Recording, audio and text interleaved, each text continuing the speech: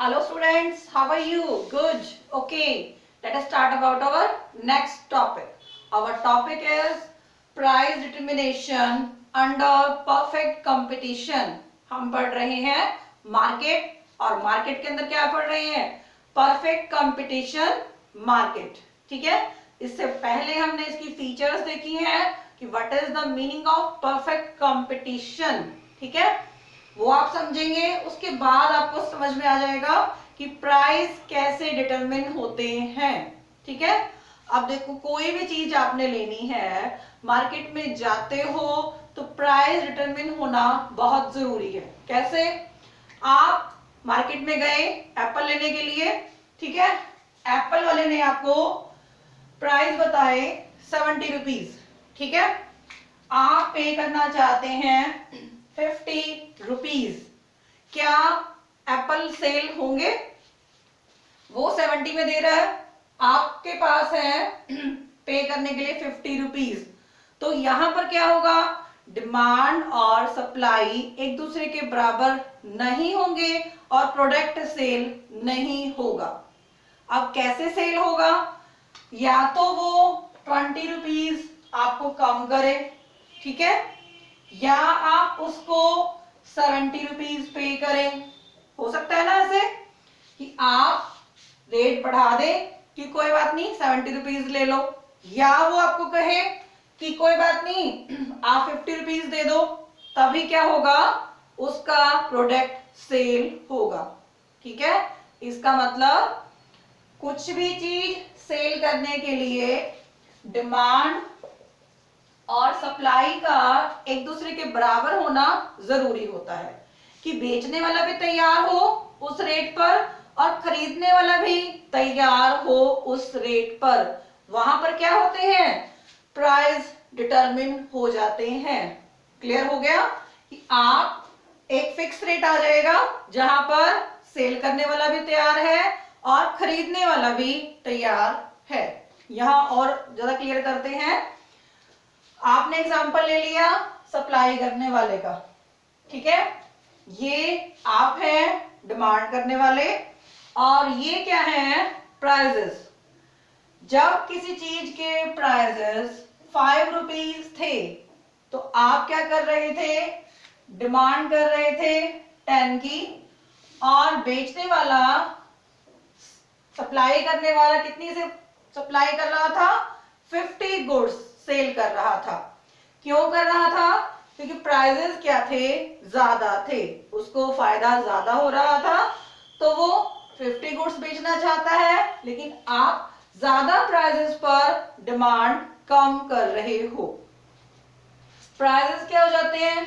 कम हो जाते हैं. आपको पता है हमेशा प्राइजेस जब कम होते हैं तो डिमांड क्या होती है? बढ़ जाती है. ये आपको पहले से पता है. प्राइजेस कम हो गए, डिमांड क्या हो गई? ज्यादा हो गई है. प्राइजेस और कम होते जा रहे हैं, डिमांड और इंक्रीज होती जा रही है.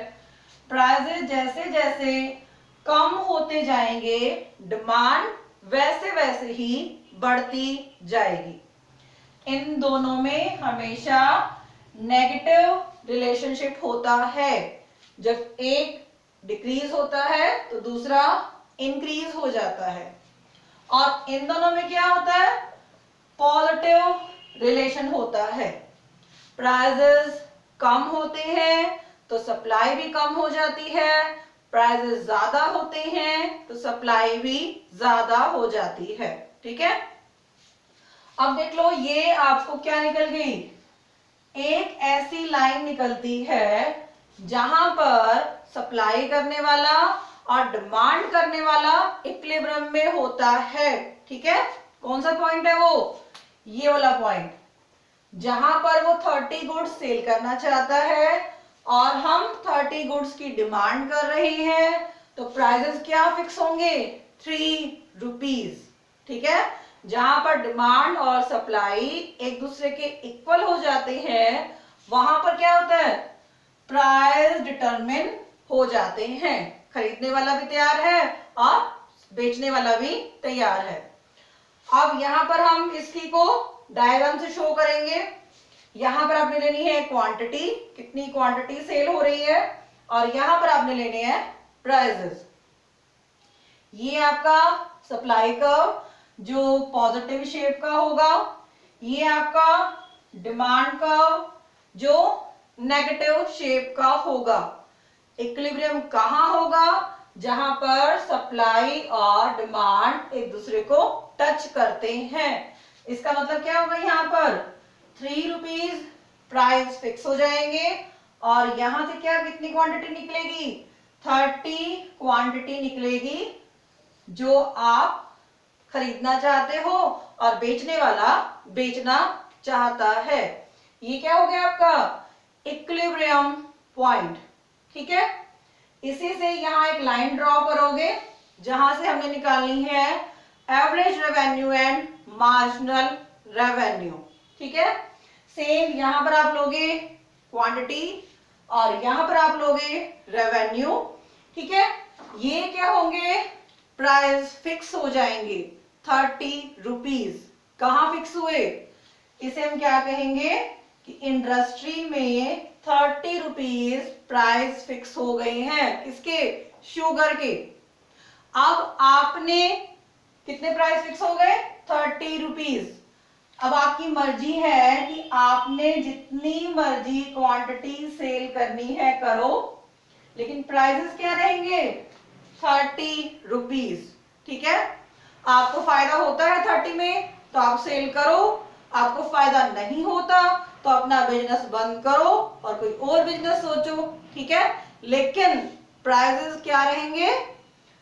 30 रुपीज। क्यों रहेंगे?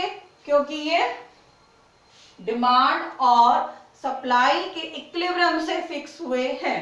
ठीक है, बेचने वाला 30 में सेटिस्फाइड है, खरीदने वाला भी 30 में सेटिस्फाइड है, तो ये क्या है?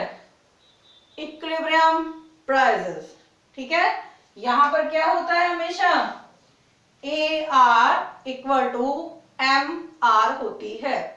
हम देखेंगे आगे, परफेक्ट कंपटीशन मार्केट में हमेशा ही एवरेज रेवेन्यू इक्वल है मार्जिनल रेवेन्यू के। ठीक है, अगले टॉपिक में हम इसको और क्लियर कर देंगे कि एवरेज रेवेन्यू मार्जिनल रेवेन्यू के इक्वल क्यों होती है। ठीक है, कोई भी डाउट है तो आप कमेंट बॉक्स में जाके राइट डाउन कर सकते हो। कुछ वीडियो अच्छी लगी है तो भी आप लाइक कर सकते हो। Okay, have a nice day.